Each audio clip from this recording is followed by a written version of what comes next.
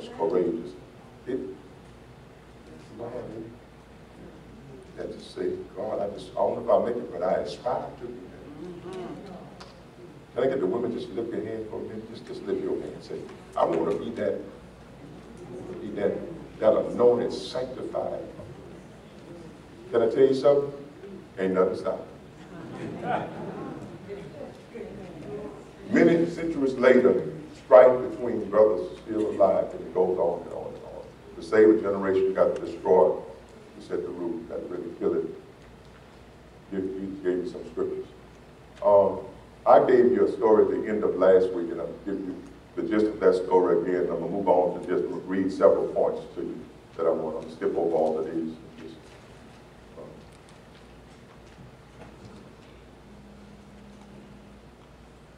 Stay right there, that's what I want to get. Last week I ended the service with this story, so I'm going to give it to you again, make the point, and then I'll only have about five statements to make, and I'll be through. This is a true story. Young man, small town. Didn't even really have a football team. You know, small town, they got these little wooden churches and so forth. And so the football team finally got, the high school finally got a football team together. This young man made the team. And strangely enough, the team's mascot uniform was, Red Devil, the Red Devil, that's what they called themselves, that was the mascot, the Red Devil. So the uniform was black and red. It had little rubber horns on it, looked just like the devil, but that was just a mascot. On a particular day, they were practicing. It was storming, raining, lightning, everything. So the coach sent them home because they couldn't continue to practice in an open field, dangerous. It was lightning so that he decided to go into the small wooden church where they were having regular prayer meeting, 5% on Tuesday nights. So he steps into the vestibule. It's only a few feet, and he doesn't have enough room. So he goes in, he sits on the back bench. He's just sitting there waiting for the lightning and listening to him pray. True story. The guy who told it was the young guy, and he grew up to be a tent revivalist. He's dead now. Dead. So the pastor and everybody was praying, God, rebuke the devil. Drive the devil out. They were white, so they wasn't really cranking it up, that. Drive the devil out. Loose your Satan. Everybody praying. All of a sudden, God exposed the devil. The pastor, you know how y'all do when people praying, y'all open up your eyes, be looking through, you want to see who crying, who got their hands up, y'all know the rascals, you know you do that. And so the pastor opened up his eyes while he was praying, I guess to see who he was touching, and he saw that young man sitting on the back seat with that orange and red. He said, expose the devil. And there he is.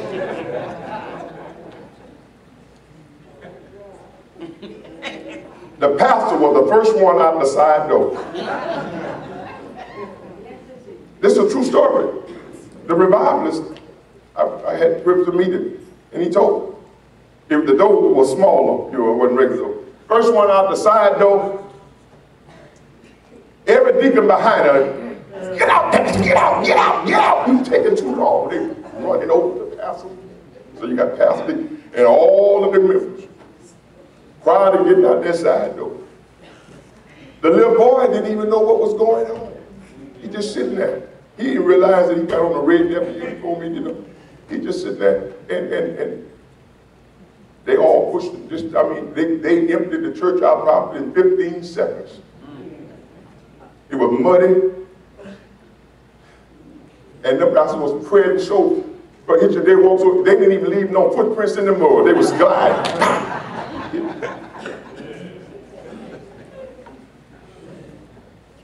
There was another lady who was a little bit more stout than the rest of them. The door was a little smaller.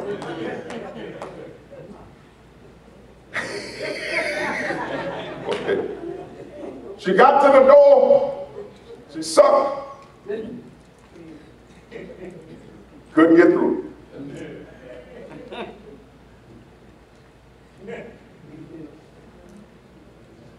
The little young boy, he was in the 9th grade, saw the woman in distress, didn't know why they were running, didn't know why they were leaving. He started to walk up the aisle to help this lady that's in distress. Sweat breaking. She just, woo, woo. He said, let me help, what's going on? Let me help this. So in her mind, the devil is approaching her.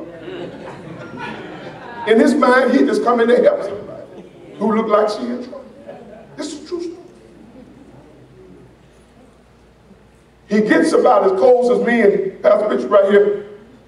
And she throws her hand up and says, hold it! She got anointed, didn't she?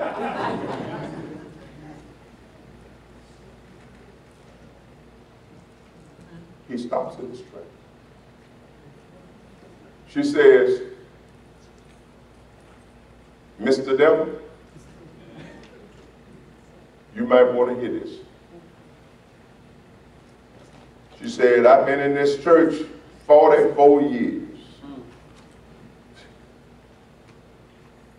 I opposed, and this is a true story coming from him, so don't y'all think it like Pastor making this up. I opposed the pastor on everything. I stood against him. I broke up homes, families, lied and slandered, kept up confusion and mess in the church. I didn't support anything. What I want you to know, I've been on your side all the time. I thought you might want to know that because I don't think you want to hurt me. I'm your #1 agent.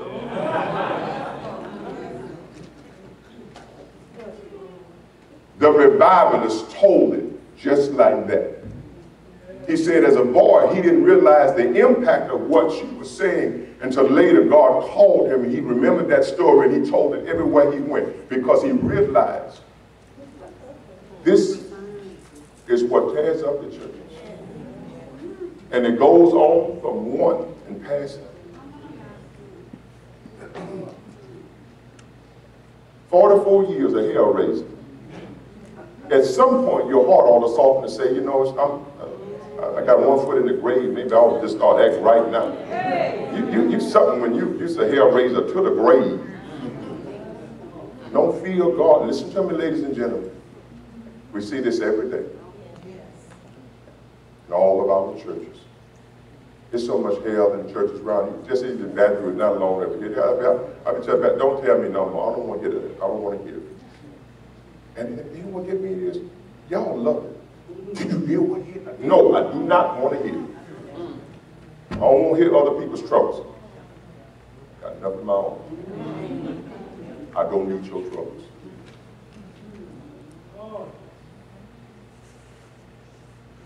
Sad story, but it was true.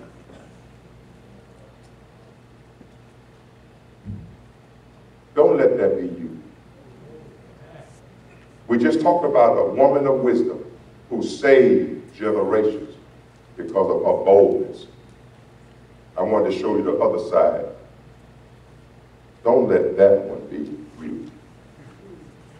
Purpose in your heart. I'm gonna be that woman of wisdom. I ain't gonna be that hell race. Breaking generational stuff is you becoming the driver of your life. Unless this happens, you're not driving. You only ride, meaning someone else is controlling your life. Isn't it amazing? This is your life and you let somebody else control it. Instead of taking control of your life. I'm going to do God's will.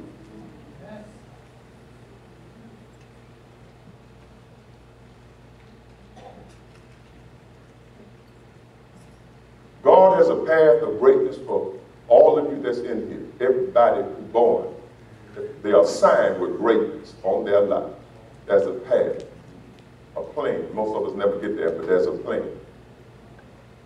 You can't get there because you keep walking in other people's footprints. The place God has for you, nobody can take you there. You got to go there on your own. But you spending your whole life doing this right here in other people's steps, instead of charting your own way and pioneering your own life to greatness. The same anointing that God had for somebody else to make it, you got your own anointing to be great. Now, I'm not saying you don't aspire to be, because that's the positive. I'm teaching what I call the negative side of this generation. There is a positive side. So there's a positive side to everything that I'm saying. But I'm teaching this series dealing with the negative. You spend all your life trying to make other people happy, trying to please other people. And you die disappointed because you know, I think this Miles Monroe was killed in an accident. I think the plane said this in one of his books I read about how many people he talked to in the latter stage of life who often say on their deathbed, if I just would have done some of the things that I knew were in me to do. And so they go to their grave with a spirit of discouragement because they knew that my life could have been so much greater. Not to say they didn't do a good life, but they never pursued the things that they wanted to do. They spent their life trying to fulfill other people's dreams and wishes for them, which most of the time you can't never live up to.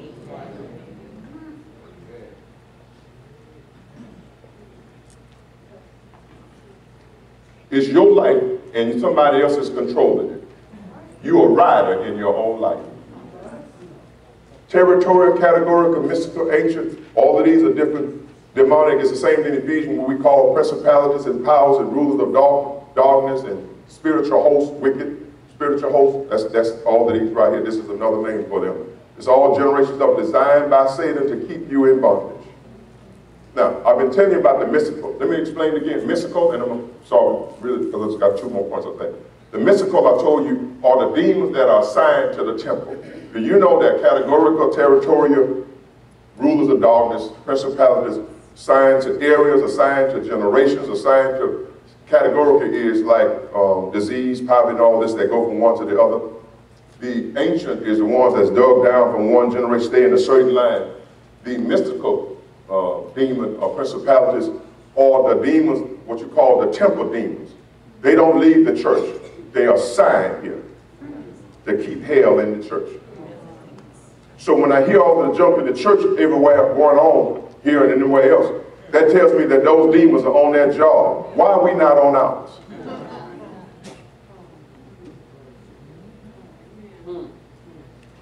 Because they're working in overdrive. Mystical rulers of darkness of this age, religious demons.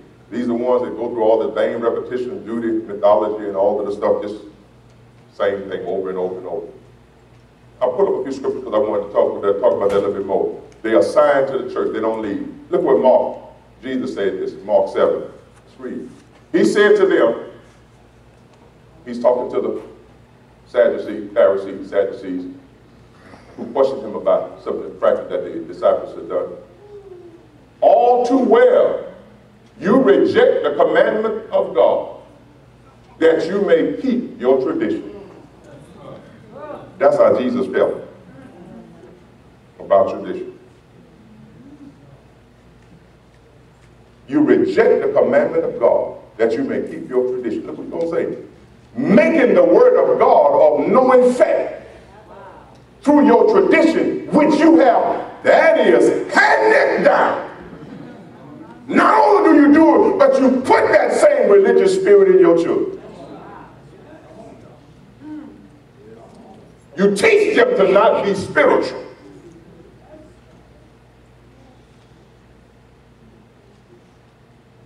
That's Jesus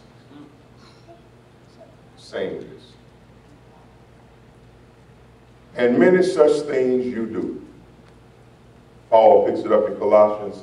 Beware lest anyone cheat you through deceit, through the tradition of men, through the principles of the world, and not of Christ. Beware.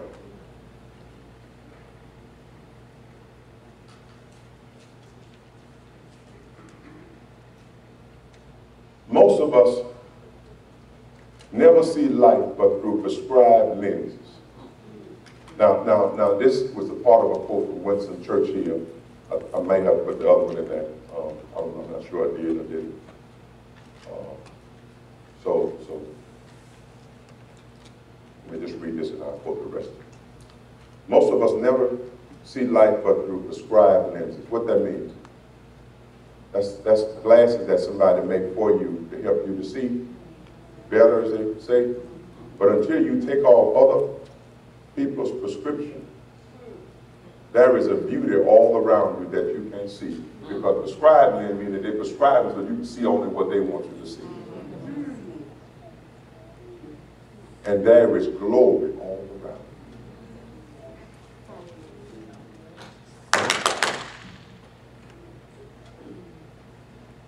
In the song, listen to me, I'm going to start quoting that here. David said to the righteous, God, let your beauty be upon our countenance. Let us, in the New Testament it said, wear righteousness like a robe. So to the true child of God, they walk around with a garment of praise, a robe of righteousness, and the beauty of the Lord is upon them, meaning their spirit shines. Listen to it. Like oil, you smear it, you know it. So the saint of God, the Spirit of God is upon them, so that in the Spirit looks like oil smeared all upon them. They shine and glisten in the Spirit. Robe. But if God don't do something in your mind, you don't see none of that on nobody. You just see what they're going through. You see they're struggling. But you can't see that beyond the struggle is a beautiful spirit, glycerin, an anointed vessel that God no doubt may be going through for a season, but bringing out. And when God gets through with them, and all around you right now, there are angels dispatched that God gives an assignment called guardians to protect your way. But you can't see what God has done for you. Because the prescribed lens means that you've been blind. The very thing that Satan wants blinds you to the things of God and keep you under spiritual bondage. And there is a glory. Even now, God is being glorified. Angels are praising him. People all over the world are praising him. But if you don't put off these prescribed lenses, you can't see the glory that is going on in the name of Jesus. And if you're not careful, you'll go to church only looking for the junk, never see the glory of God, and his glory is resting over his house. But the lens won't allow you to see it because it's what other people have taught you. Now let me tap back into Winston Churchill on that.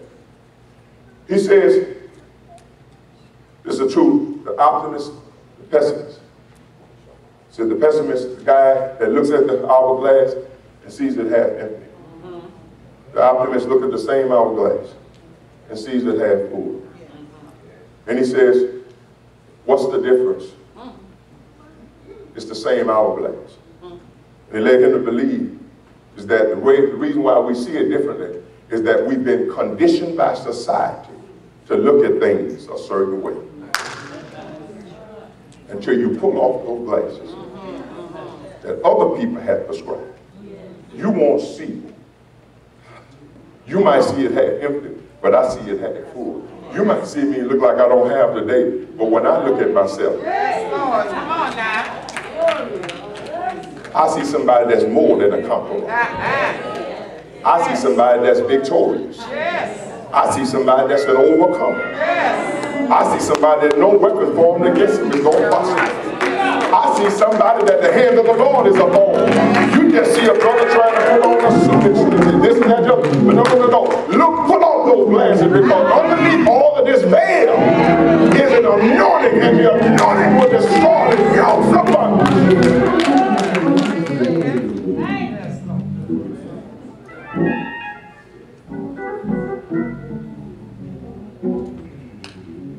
Now, let me say it because I've been a little bit, I know, apologizing.